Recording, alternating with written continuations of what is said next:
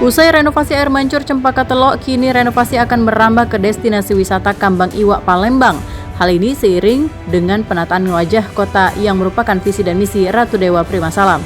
Untuk menuju rencana tersebut, pemerintah Kota Palembang rapatkan barisan dengan menghadirkan organisasi perangkat daerah, pemangku kebijakan, hingga para arsitek. Tatanan renovasi akan berkonsep yang lebih modern tanpa menghilangkan unsur kearifan lokal dan sejarah Kota Palembang. Ratu Dewa juga memberikan bocoran terkait renovasi tersebut, yakni akan ada jembatan perahu bidar dan juga air mancur menari sehingga akan menarik serta memanjakan mata para pengunjung. Tadi kita rapat dengan baik itu dengan OPD terkait maupun dari pemangku kebijakan, yaitu dari para ahli-ahlinya, mulai dari arsitek Provinsi Sumatera Selatan maupun Kota Palembang yang paham dan mengerti dari sisi arsitekturnya maupun dari sisi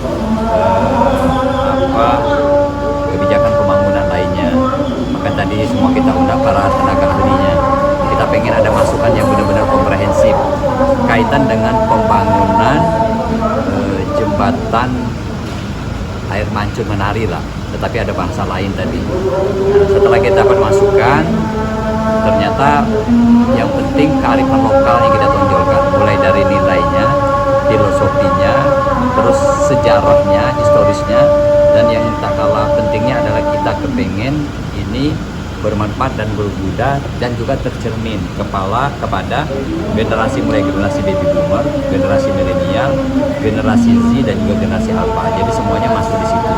Nah, tadi sudah disampaikan semua, termasuk dari sisi kemanfaatannya juga. Ini adalah biar menambah destinasi wisata baru yang ada di Kota Palembang. Ada beberapa revisi kaitan dengan masalah penataan jembatan. Kita tonjolkan nilai kesejarahannya. Secara bertahap akan dilaksanakan renovasi serta perbaikan di beberapa pusat wisata dan ikon Kota Palembang. Dari Palembang, Sumatera Selatan, Erwin Setiawan, iNews melaporkan.